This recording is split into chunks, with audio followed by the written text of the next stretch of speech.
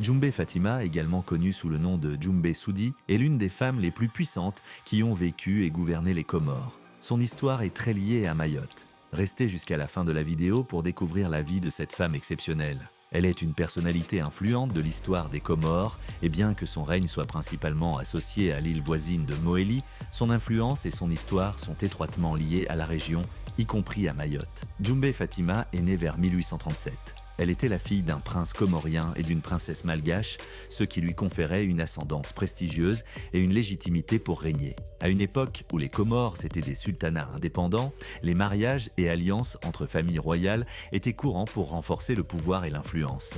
Djoumbé Fatima devient reine de Mohéli en 1842, après la mort de son père, Ramanetaka, qui avait pris le contrôle de Mohéli après avoir été chassé de Madagascar. Elle monte sur le trône alors qu'elle n'est qu'une enfant, avec sa mère et un régent gérant les affaires du sultanat pendant ses premières années de règne. Durant son règne, Djoumbé Fatima a dû naviguer dans un environnement politique complexe, marqué par l'influence croissante des puissances coloniales européennes, notamment la France.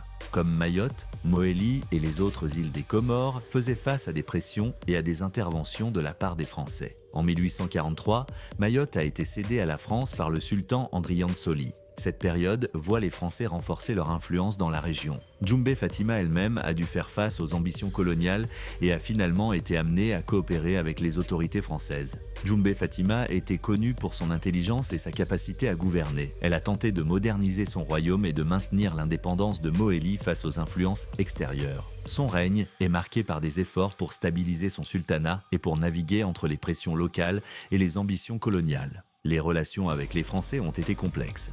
Djoumbé Fatima a signé plusieurs accords avec eux, mais la pression coloniale a finalement conduit à son exil en 1867. Elle retourne brièvement à Mohéli, mais finit par s'installer à Mayotte, où elle passe ses dernières années. Djoumbé Fatima reste une figure emblématique de la résistance et de la résilience face aux défis de son époque. Son héritage perdure dans la mémoire collective de la région, symbolisant à la fois la royauté comorienne et la complexité des relations avec les puissances coloniales.